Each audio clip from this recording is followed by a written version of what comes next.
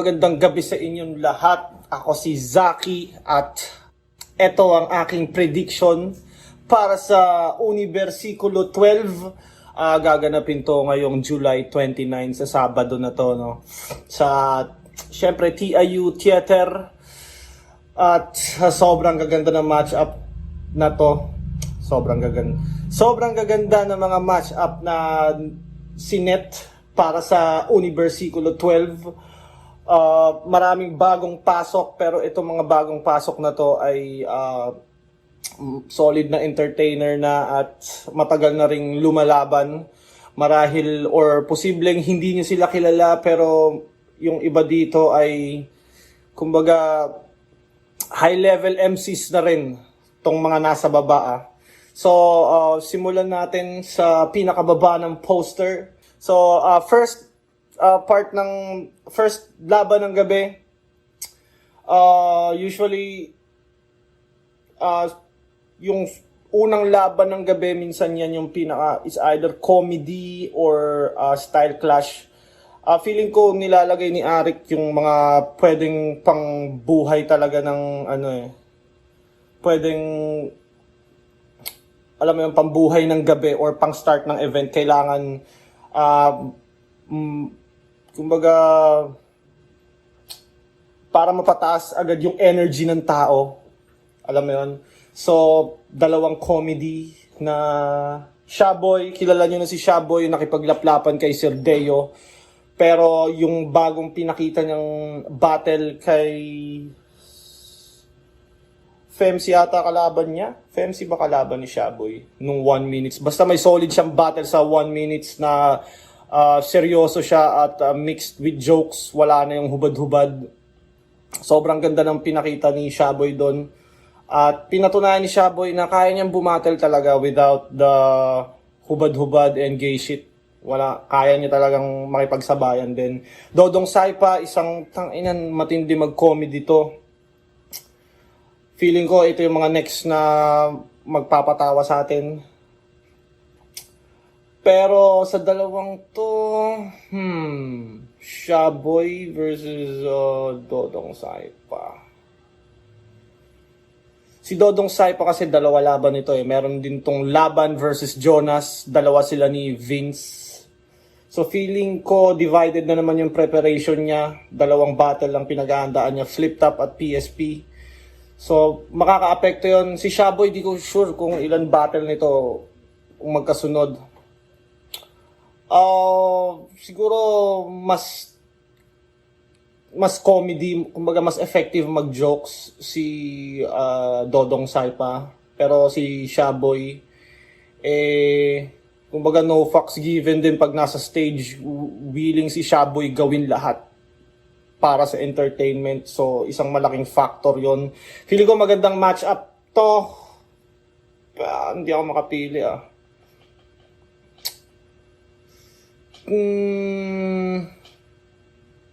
Tingin ko Shaboy to. Posibleng malaking feeling ko lang Shaboy to.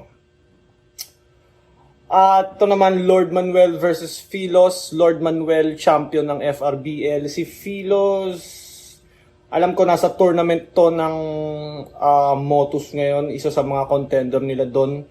So for sure magandang matchup to. Magandang mga laban naman yung pinakita nila ata sa 1 minutes. Napanood ko yung laban ni Lord Manuel doon.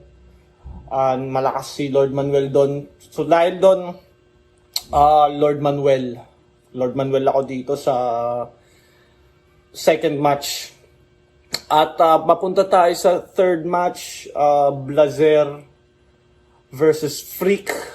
Kay Freak hindi ako masyadong pamilyar, pero alam ko Sunugan MC to, Sunugan Kalye ata, or marami kasing branches ang Sunugan. May Sunugan sa Asbagan, may Sunugan sa Batangas. Di ko alam kung saan siya doon, pero Sunugan MC to. Blazer naman, talo to recent kay sino ba yon? Kay Jeram, kay Mirage sa Motus naman yon. Nung video, nung live, parang kumbaga Mirage talaga yun. Nung video, parang medyo blazer na, alam mo yun. So, lagi naman maganda pinapakita ni Blazer at dahil doon, kay Blazer ako dito sa laban na to. Vicente, Vicente versus Diyos. Fuck. Tanginan to. Vicente versus Diyos. Putang ina. Si Vicente, putang ina, mamaw to ngayon eh. Mamaw to si Vicente ngayon. Si Diyos, champion ng FRBL din. Nag-champion siya against Kilua. Last year ata yun. Sobrang dikit na laban lang nila nung finals na yun. Si Vicente, nasa tournament to. Recent tinalo niya si Kilan sa Motus. Men, ang inang hirap mamili. Si Diyos, napatunayan niya namang malakas siya. Vicente, ganun din. Parang nagsasalpukang halimaw tong dalawang to, no? Fuck.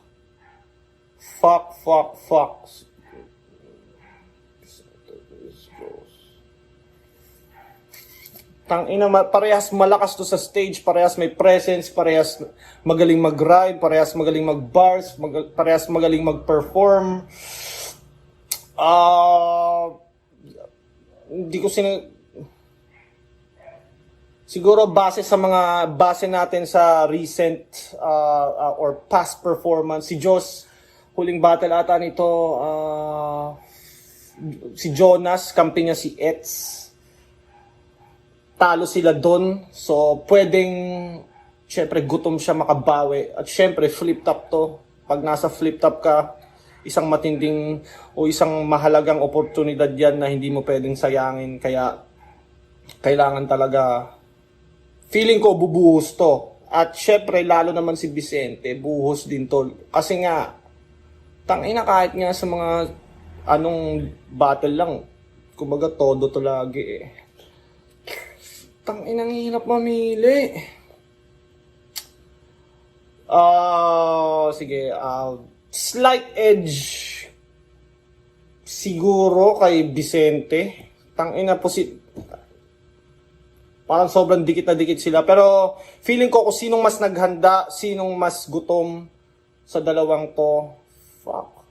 Siguro sabihin natin slight edge kay Vicente. Pero, either way to, sinong mas naghanda, sinong mas gutom, sinong mas magaganda yung angle, sinong mas magiging mas epektibo sa crowd, yun yung labanan nila. Parehas ata first time ng dalawang to mag-perform sa TIU. So, feeling ko magiging challenge yun. Kasi Joss galing FRBL, si Vicente, Motus naman. So, hindi pa sila nakakapag big stage pagdating sa battle. So, magmamatter yun. Yun, slight edge kay Vicente. Pero, either way. Pero, feeling ko may mga surprise pa rin ipapakita itong mga to na shock, ma-enjoy nating mga battle rap fans. At, eto tayo sa main event ng prelims. Kung gets nyo. Fruz versus Cripply. Parehas. Kailan ba huling battle ni Fruz? Hindi ko na rin matandaan. Si Cripply, huling laban niya is controversial na laban versus Emzite at sobrang solid na battle nun, ahon. Sobrang dikit na battle. Either way, yung laban na yun. At ang daming nagsasabing dapat si Cripply ang nanalo. Hanggang ngayon, ang dami nagtatalo tungkol doon. Hindi ko pa nga siya nagagawa ng reaction video. At kung gusto nyo gawan ko ng reaction video, comment nyo. Fruz versus Cripply. Kay Cripply marami nag-aabang. Pati ako gusto ko rin makita kung anong ipapakita ni Cripply ngayon against Fruz. Syempre si Fruz, the rhymes, multis, style. Syempre, veterano na yan. FE 2x2 champion sila ni 2x2 champion ba sila? Ata. So Pero sa dalawang to, Fools vs. Cripply. Tingin ko Cripply to. Cripply. Mas, ewan ko kung mas favorite si Cripply ng tao or talagang kumbaga na master niya na yung crowd control base nga dun sa hip hop heads video. Si Cripply daw ang master of crowd control. Malalaman natin yan sa Sabado kung si Cripply nga ba ay master of crowd control. Si Fruz magaling din to sa jokes. Men, gaya nga ng sabi ko, veterano. At ang battle rap is expect the unexpected. Pwedeng mangyari kahit ano. So for sure magandang laban to. Pero Cripply ako dito. Cripply. At next, tang ina. Surhenyo versus GL. Putang ina mo. Isa buhay na to. Isa buhay. Surhenyo, nag-finals na to, no, versus Mot. Yung laban na yun ay sobrang dikit. Kuha ni Mot yung laban, pero nag-rematch sila sa Sunugan at natalo ata ni Sur si Mot doon. At mahirap matalo si Mot. Di ba? So isang malaking malaking plus sa battle rap resume ni Surhenyo. Yun yung isa sa patunay na kung gaano siya kalupit. At si GL naman, putang ina. Masasabi bang kumbaga si GL influential yung style niya na train of thoughts parang naging parang ginawa ng lahat, no? Tsaka yung mga concepts niya, yung mga ideas niya na minsan sa start yung punchline tas parang may surprise sa dulo tas yung elements. GL, kumbaga kung ang mapanood si GL ay isang experience. Medyo battle MC din ako pero nag-a-agree na ako kasi kumbaga pag GL pag battle ni GL, ano kaya papakita nito? Ano naman kaya surprise nito? Meron pa ba tong ilalabas na magic or wala na? Kasi mahirap gumawa ng mga shit alam mo yun.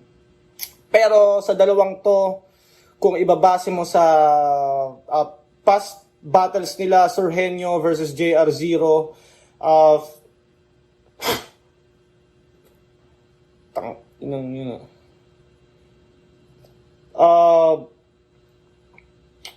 Surhenyo versus JR0, feeling ko hindi ganun ka todo si Sur doon. Medyo laid back lang yung performance niya. Medyo petics, parang just enough to win.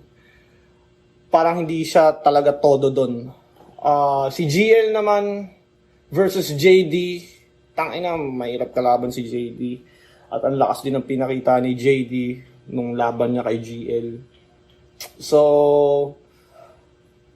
ang ganda ng pinakita ni GL doon versus JD. Kung ipagbabase yung last performance nila dalawa, feeling ko may konting lamang si GL. Pagdating sa crowd din, kumbaga may hindi nga lang konti yung lamang ni GL pagdating sa crowd Alam mo yun, matindi yung kumbaga favorite talaga si GL ng crowd. Bukod pa doon, magaling naman kasi talaga siya. Pero kung matatandaan nyo, GL versus Lipcram, may tendency si GL na mag-fold pagdating sa high stakes battle. Ewan kung mga GL fans, huwag kayong magalit. Ito ay opinion ko lamang. Opinion ko lamang at kasi kay Lipcram, di ba? Parang nung first round, ang lakas ni GL. Tapos nung second round, medyo di ko alam, parang hindi ako naniniwalang nakalimutan lang ni GL out of nowhere yung verse niya doon. feeling ko lang at ito yung opinion ko. Feeling ko na-rattle siya ni Lip. Alam mo yun? So, kung may tendency ka palang ma-rattle at nandito ka sa isa buhay, hindi ka pwedeng ma-rattle. At high stakes battle to. So, pag nangyari kay GL yon, matik, makukuha ni Surhenio yung sana hindi mangyari yon. Sana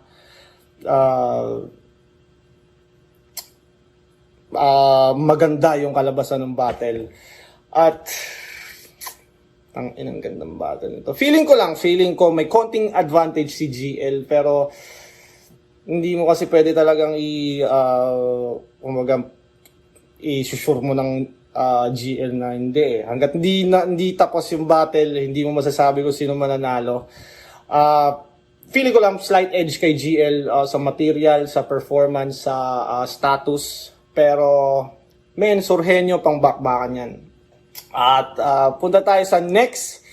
Ang dami ko na naman sinasabi, pero feeling ko magiging podcaster na lang ako in the next years. Pero, yeah. EJ Power versus Romano. Damn. Sabi ni EJ Power, bonus year daw lahat ng mga kalaban niya. So, pag nagbitaw ka ng salita, lalo na sa battle rap, kailangan mong panindigan. At EJ Power, feeling ko naman dedicated siya. At nilaan niya ata talaga yung pag-uwi niya sa Pilipinas para mag-champion ng isa buhay. So, tayong mga battle rap fans ay swerte dahil makakakita tayo ng mga match-up or mga laban na maganda. Si Romano naman ngayon, comeback, parang kung napansin nyo, nawala siya ng ilang years ata or 1 or 2. Tapos bumalik siya versus bumattle muna siya sa pulo ng ilang battles just to warm up, at ngayon tournament siya. Unang laban niya versus 30, isa sa champion ng Motus na rooking magaling, kumbaga bagong magaling, which is difficult din kalaban, pero talagang napakita ni Romano yung pagiging veterano niya. EJ Power first round versus Poison. Masasabi bang one-sided, dikit, or parang EJ Power talaga na malinaw all 3 rounds? Pwedeng ganun eh. Si Romano kasi may kalaban tong isa buhay champion sa PSP July 6. Si EJ Power, ang pinaghahandaan niya is si Romano lang, isa lang. So, feeling ko in favor kay EJ Power. Hindi ako naniniwalang hindi maapektuhan yung sulat pagka dalawa pinaghahandaan mo. Nangyari na to sa akin dati. Don Pau at si Harlem, pinaghandaan ko ng sabay sa loob ng 1 buwan. Sobrang apektado talaga yung performance ko, pati yung sulat ko. Sana hindi mangyari kay Romano.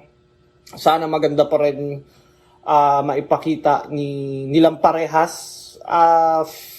Yun, feeling ko lamang si EJ Power dito.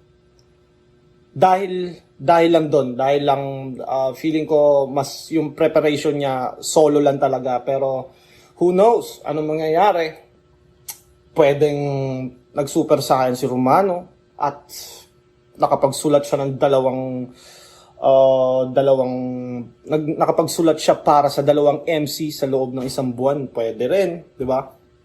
Pero slight edge para kay EJ Power para sa akin, dahil feeling ko yung preparation is solo niya lang talaga. Pero pwede ako maging mali, kumbaga si Romano pwedeng nakafocus lang siya kay EJ Power, at sa PSP ay saktong battle lang. Pwedeng ganun. Pwedeng, we never know. Pero feeling ko, konting lamang kay EJ Power. Dahil lang sa feeling ko, 2 yung pinaghahandaan ni Romano. At mapunta na tayo sa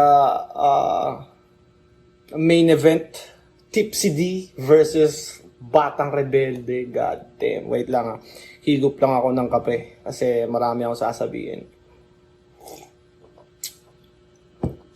Tipsy D versus Batang Rebelde. Kumbaga kung titignan nyo, parang obvious na Tipsy D talaga, no? Pero si Batang Rebelde, isa to sa veterano na rin to si Batang Rebelde. Bars, meron. Jokes, meron. Performance, presence, kompleto, all-around MC.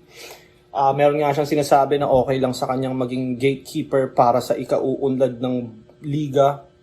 May ganon. Feeling ko ma-overpower ni Tipsy D si Batang Rebelde dahil syempre excited lahat ng tao sa comeback. Syempre unang buka pa lang ng bibig ni Tipsy D, sisigawan na lahat ng tao dahil excited silang lahat makita si Tipsy D. Unang advantage na kagad ni Tipsy D yun at syempre old god siya. At feeling ko, anong buwan ba ngayon? June pa lang. Feeling ko babattle si Tipsy D ng hindi lang isa ngayong taon. Dahil kung isang battle lang, bakit hindi ahon? Di ba? Bakit, di ba dapat kung isang battle ka lang ngayong 2024, December ka na ng ahon para pinaka main event ng taon. So, feeling ko ito yung pang warm up niya para tapos lalaban to ng sa ahon ng matindi-tinding kalaban. Feeling ko lang, opinion ko lang naman to. Batang Rebelde, perfect opponent para sa comeback ni Tipsy D. Makakapagbigay din ng matinding laban si Batang Rebelde. At tangay na kaya manalo ni Batang Rebelde. Nakita niyo yung freestyle na pinakita niya kay Manda. Yung on the spot na nung nang-distract si Manda, parang may pinasok siyang rebuttal na on the spot na sobrang damn. Kahit sabihin mo natalo siya doon, napakita niya na may ganun siyang skill at tangina. Kung ma-execute niya yun sa battle nila ni Tipsy D, napakaganda at napakaswerte nating mga battle WAP fans. At yun, Tipsy D, sana totoo yung iniisip ko na lalaban pa si Tipsy D ulit. Tipsy D versus Batang Rebelde Universículo, tapos ahon. Tipsy D. Sino bang pwedeng kalaban ni Tipsy D?